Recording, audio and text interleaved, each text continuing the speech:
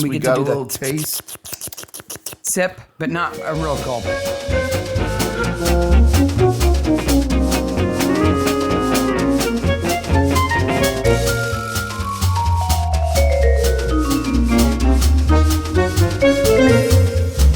Hey, Maniacs. Hey, Maniac. Welcome to Mystery Maniacs. Mystery Maniacs is a comedy recap podcast dedicated to mystery TV. Each week we dig into an episode of the show, including the murders, the mayhem, the loonies, and everything else we love. We're back to murders, we're back to loonies, we're back to all sorts of fantastic... We got two corpses in this episode. Yep, Because this we're week. talking about Brokenwood, Season 1, Episode 2, Sour Grapes. Short names of episodes, too. I like that. We are a spoiler podcast. If you've never listened before, we are going to give it away. So if you've not watched Sour Grapes, stop right now, go watch it, and then come back. Which is literally a decade ago. But, you know, if you've never seen it, Never we're seen going to it. ruin it for you. Yep. So you should go watch it first. I'm and then come Mark. back. I'm Sarah. And we are covering Brokenwood. Just to let you know, Brokenwood is on Acorn in the U.S., or you can purchase it on Prime. Can't speak for other places. Yep. We need to get one of those international VPN things so we can pretend we're in other places. I totally got screwed by that this week because there was a post on Facebook for BritBox Nordic, but I didn't see Nordic. I was like, what are these shows? What? We're missing all these shows. And see, if we had one of those VPN thingies, we could probably do that. We could pretend we were in Sweden or something and maybe watch it. I don't know. That's not an ad for a VPN thingy. We don't do ads. We don't do ads. If you're new to Mystery Maniacs, we don't do ads. We don't have sponsors. There's no commercials. Don't worry about it. The only way we generate any kind of money is with merch. You can go to our store, and if you buy something, we donate all the proceeds to charity anyway. And I would say that the income that we get from YouTube almost pays for our YouTube premium subscription that our entire family is on. Maybe close to it. Or this server that we use to store the podcasts. Anyhow. That doesn't matter. What matters is we're talking about sour grapes. Yes. These aren't sour grapes, by the way. They're pea grapes. There's a difference between pea grapes and sour grapes. Urine grapes. Urine. What a week. I have not had an easy week this week. Speaking of bad grapes, I got poison ivy on my legs, and I haven't slept well. Be specific. It's on the inside of your thighs. That's way worse than any place else on your legs. It's the worst place to get it on your legs. I feel so bad for you. And I haven't really slept since Tuesday. No, you're getting kind of slap happy. I'm feeling better now, Yes. but I was kind of an emotional wreck. Speaking of... One day he took so much Benadryl, he was hallucinating. It was not funny. Speaking of emotional wrecks, I realized that many of you may not know the Canadian band Tragically Hip, but I am going to ask you to take a moment out of your life and go and watch the first episode of No Dress Rehearsal. It's on Prime. It's a documentary about the Tragically Hip, which is the best band that Canada has ever produced and is an epic story. Rush is so angry right now. Yes. That little lead singer is going to show up at our house. Geddy Lee can come to our house. You'd be like, I'll insult you any day if you'll show up at my house. Strangely enough, Geddy Lee is in this documentary talking about how great Tragically Hip are. So, no one is going to listen to your recommendations for music of any kind if they took your suggestion last week and listened to I'm on Smoko. They don't trust you for music now. I heard back from one person that said they played Smoko real loud at their office. I'm like, yes! If you're going to listen to that song, the only way to listen to it is loud. At the office.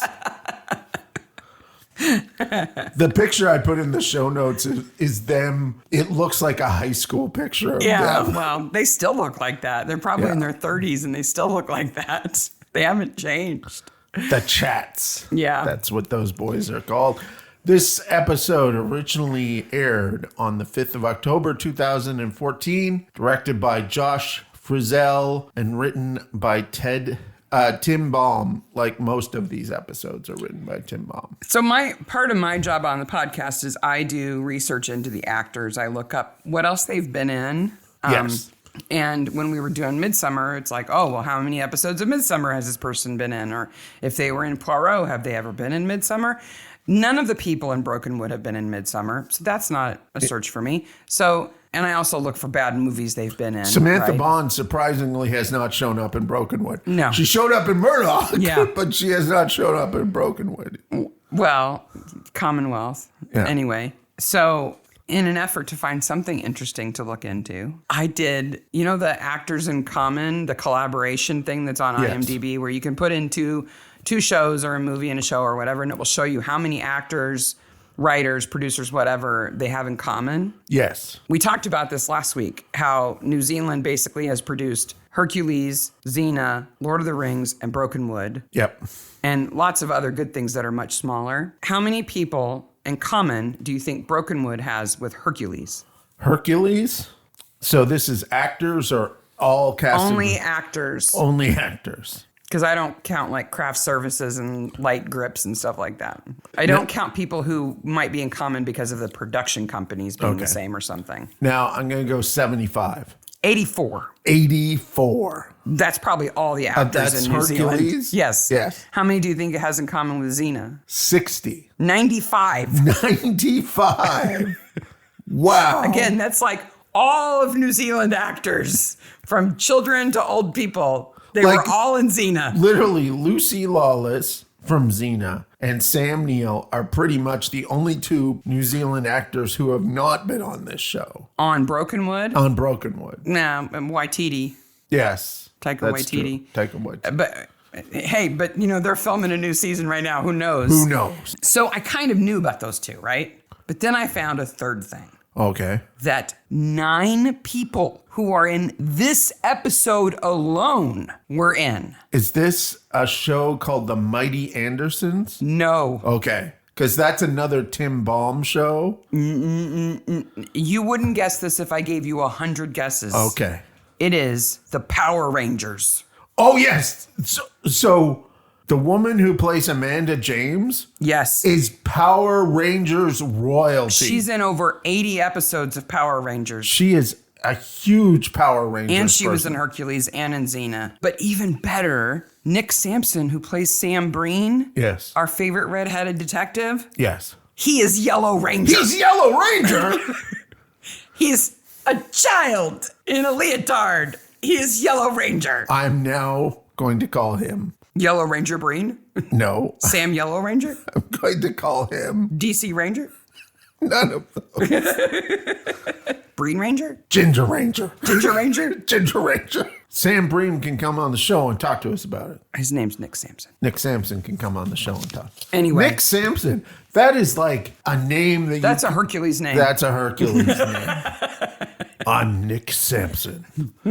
Power Ranger. Boy, there are a lot of extras at this wine tasting. There should be. If I there counted- weren't, it'd be kind of weird if there were I just like 5 people there. Counted 25 extras at the Brokenwood Annual Wine Festival. That's why you can get like 95 people in common between 2 shows, because they have so many background artists is what they're called. With Mike, and it's Casual Friday, so Mike's wearing the slightly overweight bearded Casual Friday guy outfit, which is jeans and a button-up shirt that's untucked. When he's on duty, he tucks it in and puts a sports coat on Yep. and a belt buckle. Yep. Sometimes cords instead of jeans. Ned James is just in this episode to cause trouble and not give any information. Especially, my favorite is when he goes, "Come with me to get information," and he gets no information.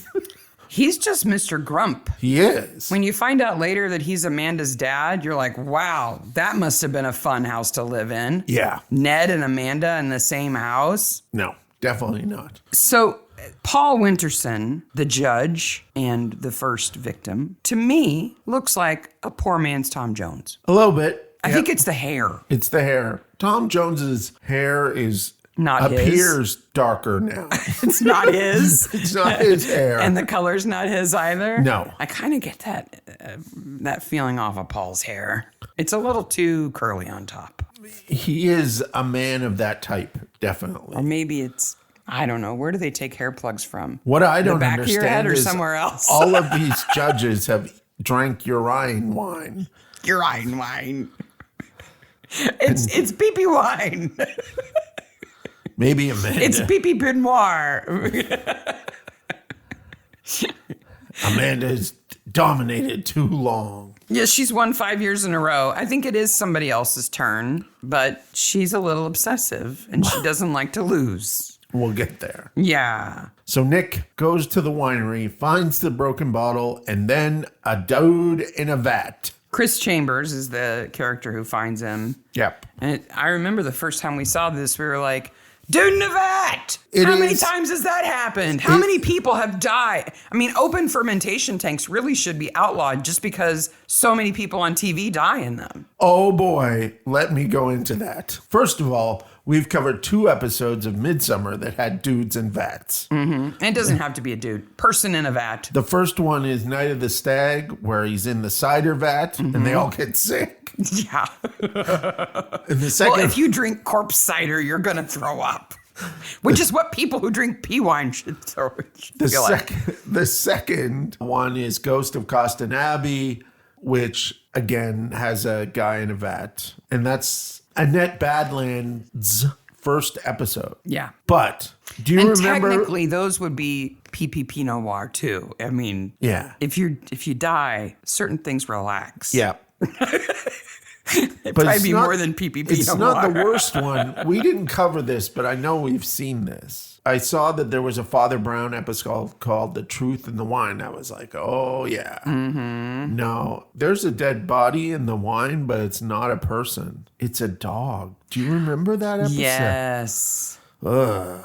Is that the one where it's in the barrel Yes. instead of in a vat? Yes. It's in a barrel. Yeah. But the dog was already dead when they put it in. This they didn't is- kill it Yes. by drowning it. This is the saddest real story I could find about this. This has situation. actually happened? Deeply shocked town mourns over the death of 2 winemakers found inside a vat of Spanish wine. 2 people fell in? Oh, it gets worse. Did one person fall in and the other one tried to help them? Yes. But it gets I think we might have talked worse. about that. It gets worse. Okay.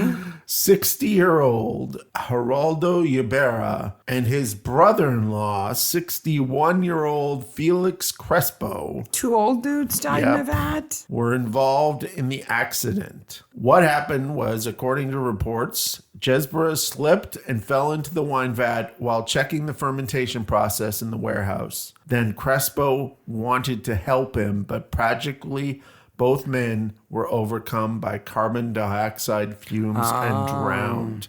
That makes sense. It off gases. What a horrible Put a lid on it. 2 minutes in that winery. And not some little crappy tarp with bungees on it. Like a lid. Yeah. What else falls in there?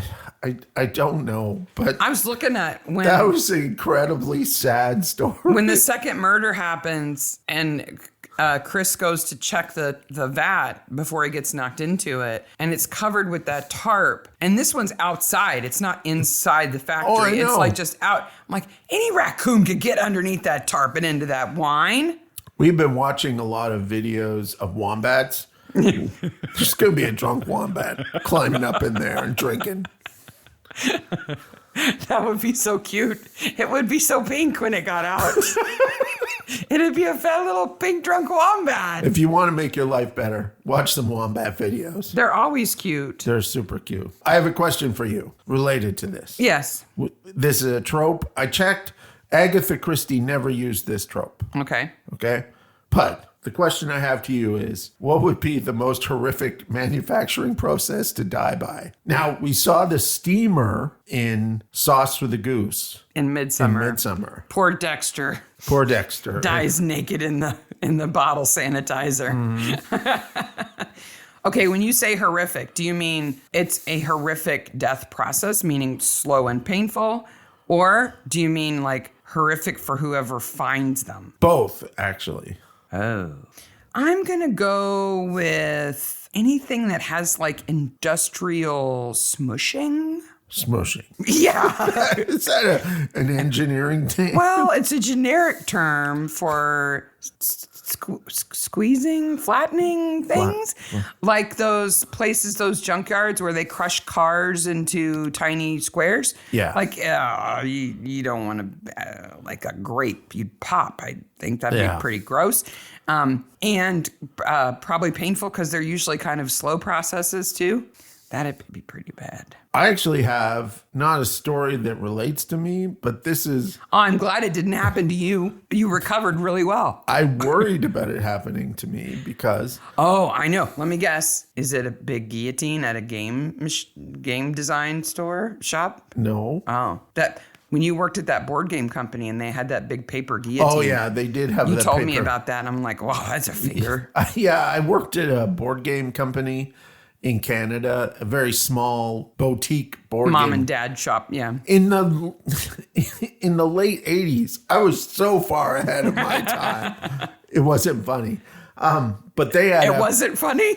They had a paper guillotine, but you had to put your hands under this platform to make it work, and both hands had to be used to make it work. So both hands had to be in a safe place before it would even work. You could cut someone else's hand off, but you could not cut your own. You could put your nose underneath it, but your hands had to be under the table. The platform that it was on made it difficult. You're saying your nose wouldn't have been theoretically possible. It would have been impossible to get your head in it and your hands where they needed to be. But somebody else's, maybe. Someone else's, and I'm saddened by the fact that they probably had to check that. Yeah, that they had to test it to see.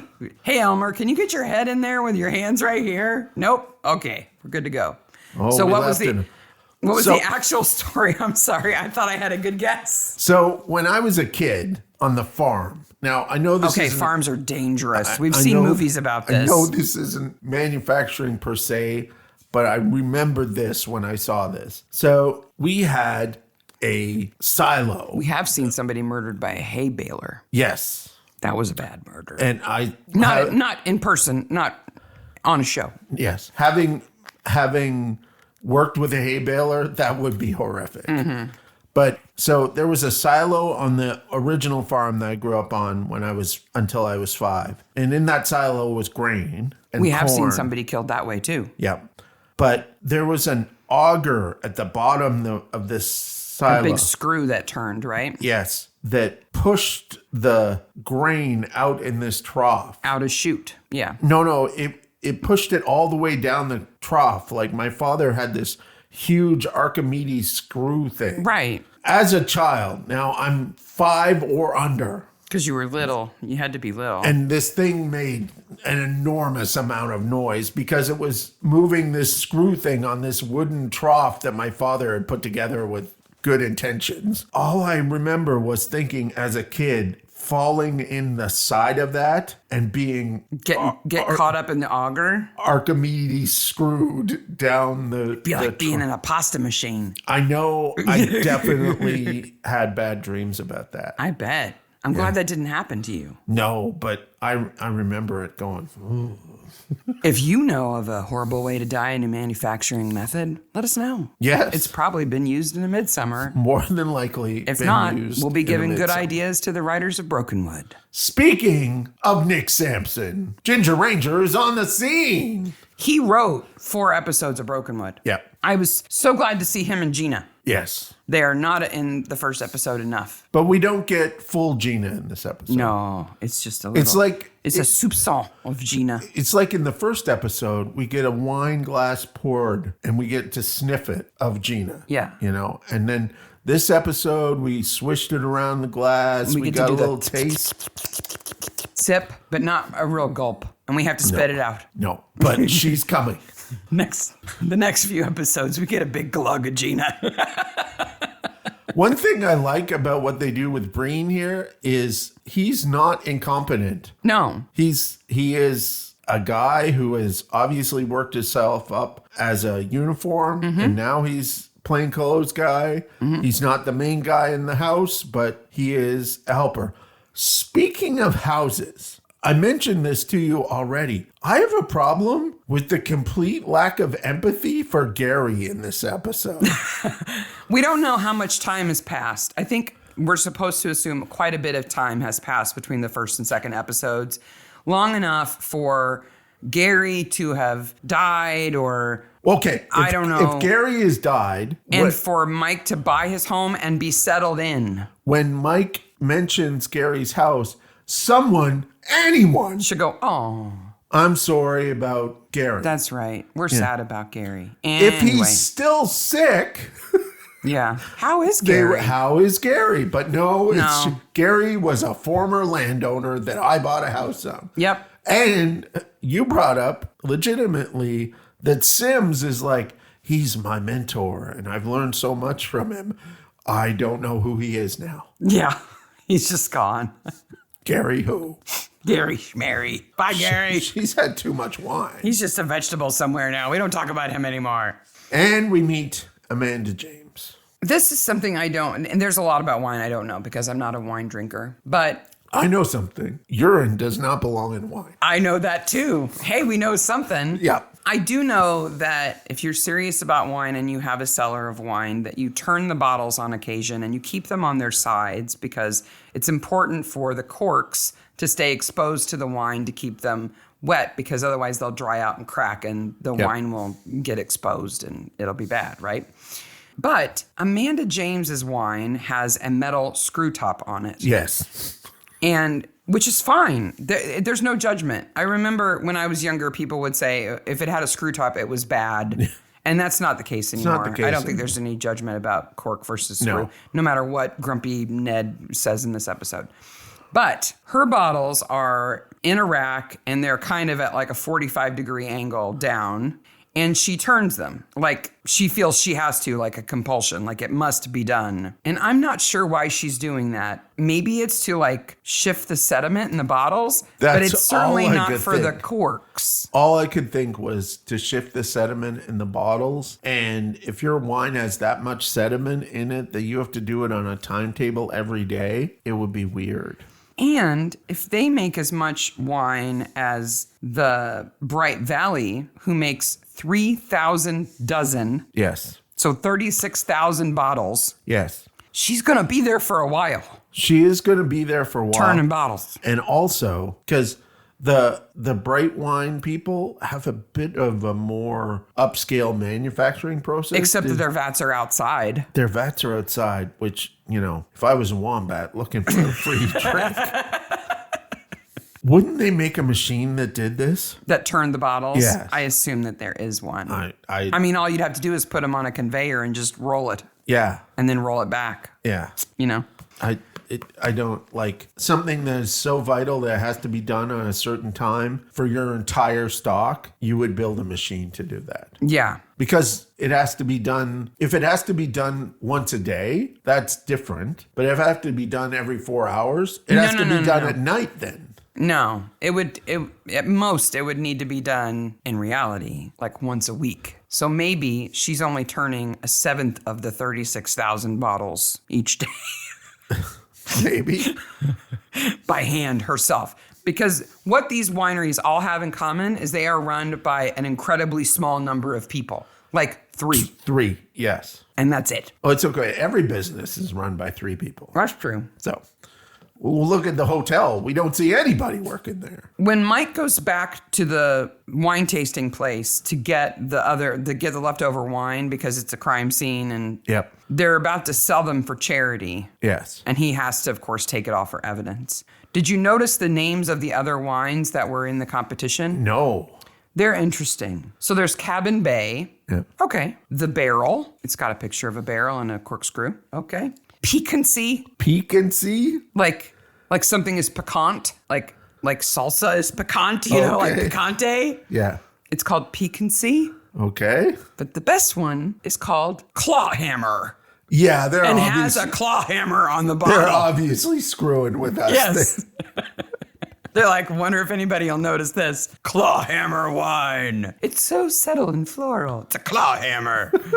We learned that Amanda was really upset and is really concerned about her wine. Well, they did say it was salty and putrid. That's pretty harsh. Because it had pee. It's pee-pee wine. It's going to taste like that, I think. She shows up at the hotel where she confronts the judge and woman X. Mm-hmm. Where Woman X, I was like, is she in the first scene? I had to go back and look. Yes, she is in the first scene. She doesn't say anything. Her name is Erin? Yes, Erin Formby. She's another judge, and she's in the room next to Winterston. The adjoining room. The adjoining room. But it takes forever for them to actually say what her name is. I kept like, who is she? Like, I know she's another judge. I know she has the room next door. What's her name? What is her name? So, okay. She's one of Winterston's mistresses is who she is, because she has the adjoining room. Amanda is upset about the wine. She goes to the hotel. Why does she not bring a bottle of wine to the hotel? Because she wants them to see her facility and to see how clean it is. She's won this gig 5 years in a row. Do you not think they've toured her facility? Let's talk about Amanda. Okay. Okay. She's an odd duck. Everybody thinks so. And then we find out that she has Asperger's. Yes. Which we don't even say anymore. Now it's just you're on the autism spectrum. Yes. We know this because we have a child who used to be considered having Asperger's, and now he's on the spectrum. Yes. As a portrayal of that part of the autism spectrum, they do some things really well with Amanda and some things not so well. Yes. Her inability to interpret social cues and emotional cues from other people, totally accurate. Absolutely fantastic. Her obsessiveness and kind of single track mindedness, totally accurate. The appearance of a lack of empathy. Yes. Again, it's the emotional vocabulary. And it's not a lack of empathy. It's an empathy for things that are not your empathy. Right. So anyone in that situation would say, I'm apathetic because there's a dead human being here. Empathetic, sorry. And she's like, I'm empathetic because my wine is at risk. Because what a waste. An entire vat of wine is going to have to be thrown out. Yeah. Not because she doesn't think other human beings deserve to live, but because she's not thinking about that. No. It's kind of single track mindedness. I do wish, and this is kind of mean, sort of, I wish the Ender was a little more winemakery and a little less video gamey. You want to change what his focus is to something productive that could make him money? Is that it? All of us money. Yeah. Can we use can we use your Asperger's for profit? Is what you're saying? No. Yes. Yes. Amanda is obsessive as well as being on the spectrum. But then they screw it up. When she sits at Mike's desk, she starts moving stuff around. Yeah, and that's not. That's OCD and control issues. And those may have a lot of overlap. I don't know. Yeah. People may have one that have the other. But I can tell you in my experience, not everyone who is on the spectrum is also OCD and neat and needs to have control over their environment, because my son's room is a tip. Yes.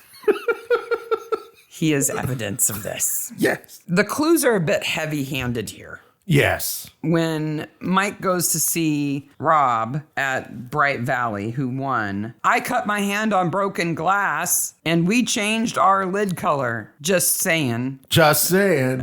That might be important later. Much like, no one drives my car but me. Yeah, ever. Let's have a little discussion of cars here, because my car will be important later. Yeah. So, as we mentioned, Tim Baum did such a good job with the first episode.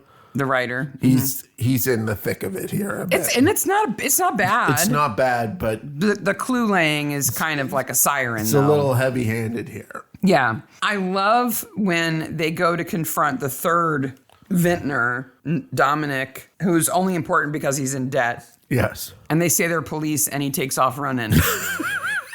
Because I always get tickled when bad guys run, because it's like, where do you think you're going to go? Are you going to run for the rest of your life? Oh, well, we have the ultimate of that at the end of the episode. Yeah, but he thinks that they're debt collectors pretending to be police, and that's why he takes off running. He's relieved to find they're only police, but he's not relieved at the flying tackle that Sims gives him. So Mike awesome. Mike looks at Sims like, We're going to have to get him. no, that look is, you're going to have to get him. Go ahead, Junior. Chase him down. And Kristen in her boots. I heard an interview with Fern Sutherland who says she wears almost the same pair of boots the entire series. Makes sense. So they're the right shoes for the job. Yep. She runs past, and it's cut very well, because Mike and the guy are talking, and we realize that we've forgotten about Sims. And then Sims makes the great appearance of tackling him. And How many times do you think they had to shoot that? How many times did she get to fly from the side of the camera shot to knock him down? I don't know. Probably, even if it was one, it was probably one too many for that actor. Yeah. Like, a little less enthusiasm, please. It would be weird as her to have to do that because he's just standing there and you know she's got to take a running start from off camera and fly at him. Either her or the stunt person. Yeah, but it's her. Yeah. It's an up close shot. Yeah. We do find out that Mike has been married 4 times. In the last episode, he gives kind of a range, and now we know that it's 4, and we've met one of them. Yes. We will meet the other ones. Yes. I think it's interesting, the relationship here with Sims, because she says something like, I thought you told me 3. Yeah. And then she says, I was born in 1989. Okay. Like, I got genes that old. Yes, but as most people are, you are aware of media that happened before you were born. Yeah, I am. And so maybe you don't have to be so snarky about it. But she is legitimately upset, and rightfully so, with the "that's a woman thing" comment. Yeah. But I think Mike's explanation of it is good. He says that Amanda is, stern and terse, and maybe it's because she's a woman. And Sims is like, hey, now. And he's like, in an industry that is dominated by men. Yeah. That is a valid way to talk about it. He introduces it bad. Yeah. He doesn't call her girly the way. No. She calls herself later. Yeah. What do you think about Julian's radio show? He's the morning DJ, right? Yes. So the problem I have with the radio station is this. They don't give gold records to radio stations. Maybe his favorite band gave him their gold record. And you wouldn't put them in the studio. Why not? What's that going to hurt? You want the studio walls to be as soft as possible. Yeah, for sound. So you'd probably have it in your office or something instead. It is much like, you're going to be like, what? Much like a spaceship where landscape is a premium, right? People think real estate is a premium. Spaceships are, full of big corridors that we want. No. They're incredibly cramped, tight places. Radio stations are also like that. But this is like the most beautiful radio Roomy. Station. It's bright. He is sitting You can look out a window. He is sitting at real audio equipment, though. I looked up the brands of the audio equipment. It's real. He's sitting at real audio equipment. I don't know if it's plugged into anything, but it is real. I wonder if Rode gave that to them. That's not the brand. It's not the brand. It's like Allen and Barker or something like that. Because Rode, who we use their mixer to do our audio, is an Australian brand. If they'd like to be a sponsor. But this show's Rode can sponsor us any old day of the week. This show is in New Zealand, so it's a different thing. Oh, it's the same thing. We just lose half of our listeners. I love that Amanda calls Mike Mr. Detective Shepard all the time. Not detective. Mr. Detective Mr. Shepard. Detective Shepard. Yeah. I think Amanda James does a fantastic job. Her name's Josephine Davison. And she plays a number of villains, both in Xena and in Power Rangers. I forgot a really important question I wanted to ask you. Okay. Before we get to the second murder, Paul Winterson, the first murder, the judge, they talked to his wife. They talked to the other judge, Aaron, about his lifestyle as a judge. Yes. Right? About how he's kind of on tour. And he's from Southland, I think that's the South Island. He's from the South Island. He's a failed entrepreneur. He tried to make wine and couldn't, and now he's a judge. He judges wine competitions, which can't be very lucrative. There can't be that many going on. I can't think so. It's certainly seasonal, I would guess. No. But he's made a career out of it somehow. Yes. Of being a judge. If you were magically going to have a successful career as a judge of competitions, what kind of judge would you want to be? Oh, well, there's always wine or beer or spirits and things like that. But you got to like it because you're going to have a lot of it. I think you're going to have a lot of that. I'd rather be a judge like two things. They're obviously related to my hobbies. I'd love to be. There are several competitions, especially at European game conferences like Essen, which is the biggest game conference in the world. Like board games? Yeah, board games. So you get to be a board game judge, like best new game of the year judge? Best new game of the year and stuff like that. That's not bad. And then the second one I'd like to be is something that I could actually be. So it's funny you mentioned this. So the Ringo Awards are for independent comic book publishers and creators, and the people on that judging panel are people in the industry. So I could eventually, if I become so popular or something. Those are both good answers, but they're way more thoughtful than I thought they would be. Sorry.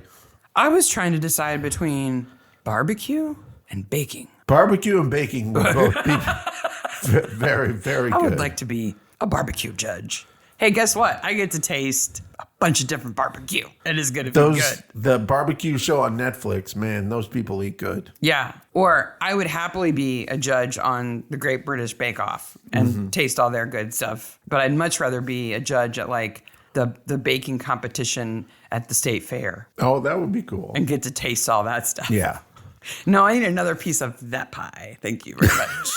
That's the one. I'm probably going to have to take this cake home before I can make a decision. Yeah, I think so. Or maybe chocolates, like a chocolatier competition. Yeah, But I don't want to be the aesthetic judge. I don't want to say your chocolate sculpture is the best. I want to be like the bonbon judge where you actually get to eat them. Yes. Of course, you'd have to have like jalapeno chocolates or whatever, but I can get through those to have the good ones. So the whole wine tasting competition thing here just drove home to me how much I don't know about wine. They do a really good job of explaining it. Jared is a really good kind of like unpacker of the terminology. But they also do a good job of making fun of people who do it. Who are overly serious about it. When presented with the exact same wine, Mike and Kristen view it differently. Yeah, they try to say that they're discovering different flavors in them, even though it's the same wine. Jared is like, no, they're they're the same wine. So I went on a search for weird wine facts that I didn't know before, and not terminology like the leg or the aroma or whatever. Yeah. The nose. The nose of it, sorry, not the aroma. Apparently it's a thing if you have a wine cellar that people think they're haunted. And the reason why people think like underground wine cellars are often haunted is, yes, they're underground and they're dark, obviously. Yeah. But apparently like 1 out of every 500 bottles of wine will just explode. What? If you keep it long enough. Or the cork will just shoot out because they like over ferment. Okay. Right? So if a little air gets in there when it's not supposed to, then it can keep fermenting. Or if the cork breaks, pressure builds. Then pressure builds up because the yeast gets activated again, right? And then like, it'll just shoot out and make weird noises or break other bottles. Yeah. And you'll just have spontaneously broken bottles that are across the room from the bottle that the cork flew out of. Poltergeist. Totally.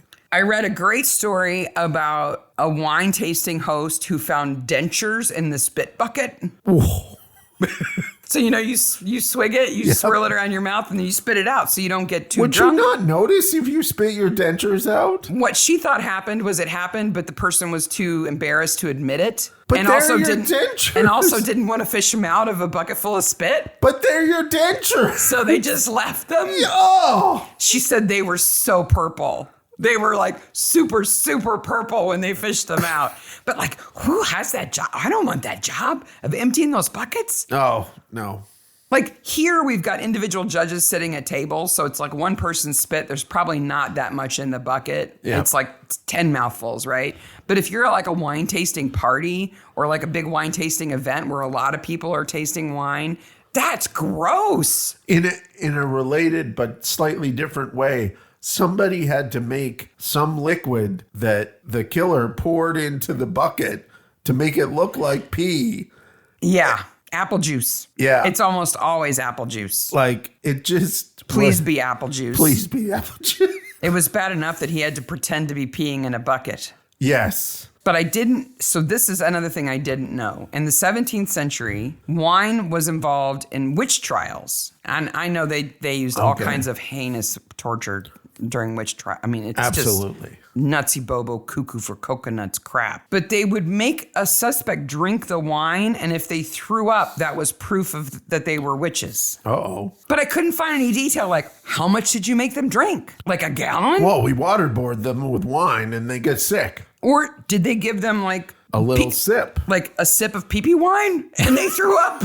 Like maybe the wine was really gross. Maybe it was only witch trial wine. It was special. Maybe they made them drink from the spit bucket. You throw up. Okay, let's deal with this right now. When Amanda comes back to the station and says, "This dude peed in my wine," Mike should have thrown up. Because he tasted it. He tasted the pee-pee wine. And so did she. And so did she. And so did a lot of other people, like all the judges. But the only person there was Mike, and he should have thrown up. Or he should have at least like gagged a little bit. I think I gagged a little, and I'm not even on the show, and it's not even real wine. Because you got to trust her, because she knows what she's talking about. Yeah. She absolutely knows what she's talking about. If I were him, I would just be in denial. Like, oh, Amanda's a little off. She's obsessed with not winning. Or show him later, like, brushing his teeth. Yeah. They probably cut that scene. Getting the mouthwash from his bottom drawer. It just was, like, weird. So let's also deal with this. Fern Sutherland said the people on the show screw around with them. That's Kristen. Yeah. There is an article with a badly photoshopped head of Amanda James on top of a body in a bathtub of wine. Yeah. That is a bad Photoshop. Yeah. There is an article that accompanies that bad Photoshop. There is 75 lines of chances to make in-jokes and stupidity. And there's nothing there. There's nothing there. I read the entire article. Maybe the Photoshop is bad because it's kind of a wink and a nod to the magazine might have actually wanted a picture of that winemaker in a tub, but she would never do it. She would never do that. No, so they had to fake the photograph. I think that's the closest we can get, but it's a bad Photoshop. As far as I'm concerned, Paul's wife and the other judge, Aaron, don't even need to be in the episode. No. I don't care that he was having affairs. I really don't even care that he slept with Amanda. All that could get cut. Yeah, all that could be cut. I'd say Ned James almost doesn't need to be in this episode, and he should be in jail anyway after running Mike off the road and threatening him. Grumpy old men get away with stuff. Oh. They get excused. Wait a minute. Grumpy old men get away with stuff? You're not old enough yet. Oh. Sorry. You got to live 10 or 15 years before you can get away with that. Okay. You got to be like past retirement age. You drive my ute around and yell at people? Then you can do that. Well, he is a Land Rover. So expensive. I don't have a problem with Ned being in the episode because I think he provides an important insight into winemaking culture and into Amanda as a person. He is the one person in the episode who loves her. I agree with that. And I think that's important. She needs to be a human, even though she's kind of like a robot. And he brings in is art a winemaking or a science thing? Right. And that's an important conversation to have. And I'm a grumpy old man who doesn't like science. Then Mike has 2 bottles of wine, 3, and they ask Jared to try them. Now, not at the police station. No. That's a different scene. I'm talking about the scene where where Mike, Kristen, and Jared are outside. And they're drinking the 2 bottles, one from each winery. Yes. One from the judging box and one from the regular box. What the flamin' does Jared have on? Nothing. He's got a little banana hammock or something. Big rubber boots and a tank top. What the hell is that outfit? You see? And the way he's sitting, it is just hairy thighs with a head on top. You see his giant hairy thighs, a little hint of rhinestone. Panahima Taylor, the actor who plays Jared, very handsome man, awesome smile. He's a very good actor. Oh, I think he looks very good in this episode, too. Why did they make him wear that outfit? We have a picture. Sitting in a lawn chair, and it's just hairy thighs and big rubber boots. We have a picture that we'll put in the show note of naked Jared. My notes just say, WTF Jared, ! That outfit, and then 6 exclamation points. Then Rob gets drowned. Yes. In the vat that a wallaby could get in. Yes. Again. Or a Or some other rodent. Again, in a giant facility with no people. There's nobody around. It's the middle of the day. And health and safety would be like, why do you even have a gate above this bat thing? Is there one? Yeah, it breaks open and there's a gate. Well, it's got to open, but he doesn't need to open it to do what he's doing. No. Is the alarm going off because the bungee has come loose? I guess. It's not because Julian is there. He half owns the place. He doesn't set off alarms. No, we need to cover Julian must this. have set it off to lure him out. We need to cover this, and then we'll go through Julian's story and the problems there are in Julian's story. So, yeah, all of a sudden, Rob Vizik's dead, and then we have another scene of the crime. Breen has to go with the body, and this is when Mike begins to figure things out. Well, there's the big board montage. Yes, where he stays up all night. The dry erase board all-nighter montage. Yes. Where he circles times and draws arrows. Which, again, I think is a Tim Baum, this is my second detective script. The lids! It's the lids! It's the lids! I cut myself just like he did. It's the lids! Those foil neck wrapper things are sharp. They are very sharp.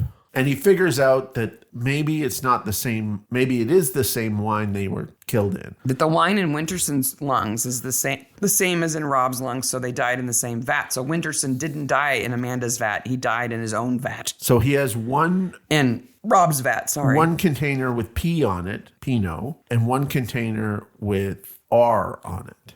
A. No, it's not A. Oh, it's R? It's R, P and R, because she says, where's A, B, and C? It can't be. It's got to be A and P, because she says, are there 13 other samples in between? Yes. And starts going through the alphabet. Yes. So that was an actual Asperger's-ism also. I think they did. It could be. I think they did a good job there. But he also knows he can trust her to test them because she can't not test them correctly. Yeah. She needs to be correct about it. Yes. So they have to go to the city to get the confession. We're here to let you confess to the murders. I thought this was a really good last scene. I did too. Because Mike says, you can either confess to the murders now and we can arrest you, or we can go through it with you and then you can say, I confess. Yeah. And he is so smarmy. Oh, yeah. He thinks he's gotten away with it so much. He is big city smarmy.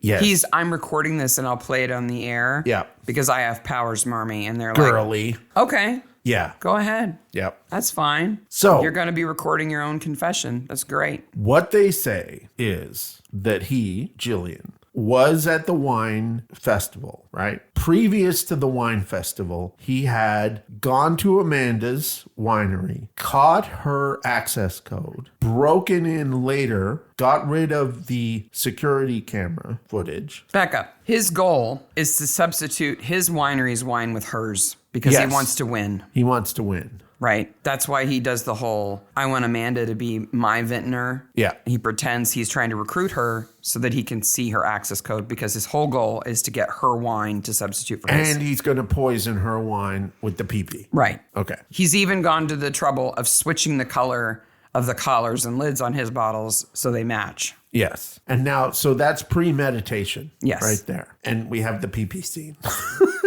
We didn't need to see that recreated. What's my motivation here? You have to go pee. We didn't even need to see him pouring it into the bottle. Oh, no. Definitely not. Somebody had to make that. It's cider in a cup. Yeah, but still, it's...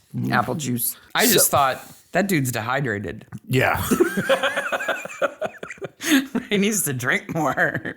He cuts the video feed so he can come back later. Mm-hmm. He's going to come back later and steal the wine, switch the wine, and pee in the wine and all that stuff, right? Yes. He doesn't want there to be video of him peeing in the wine. And I watched. And when he I'm comes glad he didn't try to pee directly into the bottles.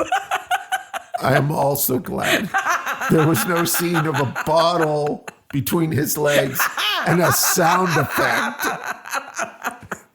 They got away from the sound effect by making it a flashback. Yes, by making it a montage. But he clearly goes into You'd have that. to switch the bottles out so fast.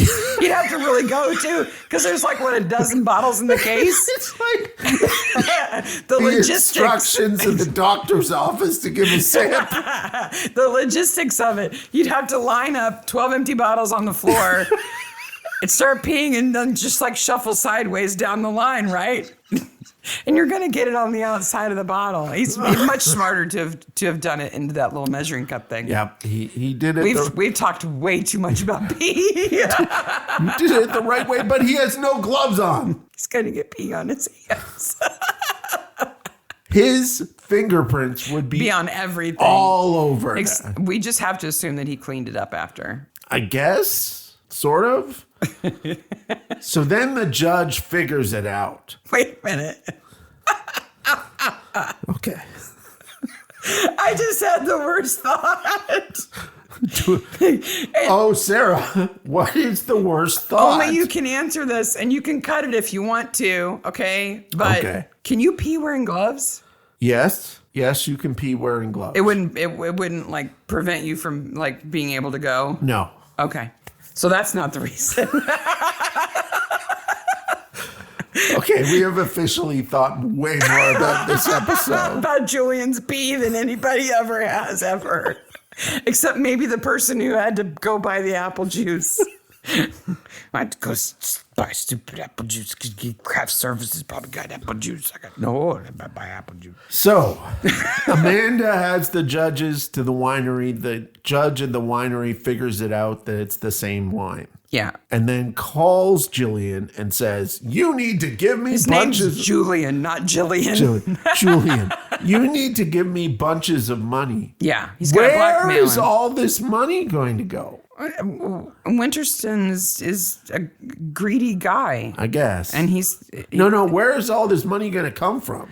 Oh, I think he assumes that Julian has cash because he's, a rich DJ I guess. who is the owner of this winery and drives a BMW. One thing that is actually really great writing here is Mike goes, so while being blackmailed, instead of coming to the police, which is the right answer, if you're being blackmailed, you tell the people who are blackmailing you that I'm telling the person you're blackmailing me from. Yep. And I'm going to the police. Yep. That is what you do. Yep. It takes all their power Takes away. all the power away of the blackmail. I'm just going to admit that I fibbed about the wine because I wanted to win and be done with it. Yeah. And you're going to jail. Because Winterson is never going to stop asking for money. Never going to stop asking for money. Which is why Julian's like, haha, I'm going to throw you in a vat. Get out, Capybara. I need room for this guy. He kicks the pink Capybara out and puts the judge in instead. So Later, I'm going to pee in the he wine. hits him over the head with the bottle, carries him up onto the gangplank walk, Yeah. throws him in, Fishes him out. fishes him out. Puts him in the trunk of the car. There would be wine everywhere. Everywhere. They're like, you were worried about the back of the car. I'm like, what about the giant trail of wine? He must have cleaned for hours. But like, there's a gravel driveway. How do you clean gravel? You move the gravel. You reorganize it and flip over You each would of look the... at it and go... No. Each of the rocks that have wine on them, you flip them over. Okay. What you really should do is knock over the vat, Yes. thereby confusing the crime scene. Yes. But he's got an outfit that's got wine all over it. Oh, yeah. He's got they should have shown him driving back to the city covered in wine like blood. Yeah. Nobody else drives my car because of the wine stains in the driver's seat that I don't want anybody to know about. The leather seats in my car soaked up the wine. It smells like a brewery in there. Well, now that I've got a taste, this is a trope. Now that I've got a taste for it, I'm going to kill anybody who attempts to blackmail me. If I have to kill everybody I've ever met. Now, Rob Vizick is a good person. He's trying to make wine. He's employing people. He genuinely wants to make a good product. He genuinely and wants helps Mike wherever he can. Yes, and gets killed for it. Unfortunately, he has bad taste in business partners. Yes. Wait a minute. Why did Mike and Sims, when they went to the big city, go through a toll booth with a It's Chekhov's toll booth. It's Chekhov's toll booth. It's going to be important later. Yeah. So then he says, well, you know, your phone has everything. It's going to tell us exactly where you've been. Your phone has everything. Breen has a picture of you on the speed camera. And then he both tries to attack Mike and run away. He's like, that's my phone. He's like a teenager whose phone's been taken away. Where is he going to go? Where? I guess he thinks he's going to get his phone back because it has all the evidence in it, including Amanda's passcode. He's so stupid. He's so, can you not remember 5 digits, dude? And here's a file with a number in it. Well, how do you know that's Amanda's passcode? I don't know. I didn't say that it was, but you just did, you moron. Yeah, he's a moron. He's a moron. Well, somebody disagrees with me. I got to kill them. Yeah. I'm going to tackle you and take my phone away and then run forever. My bloody phone. Though I'm on an island and I can only go so far. That's my phone. My phone covered in wine. Pee-pee wine. And your fingerprints. Well, luckily Jared has found his shorts and him and Mike walk off into the sunset. Yes. And talk about boytritis. Because now Jared is going to be kind of his vineyard keeper. I guess. Because he doesn't have much on right now. Well, literally, he doesn't have much on.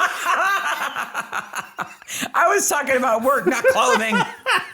We're going to make all the ladies upset. We got so much. I got flack last week about criticizing what Jared had on because apparently there are some people who like his shorty shorts.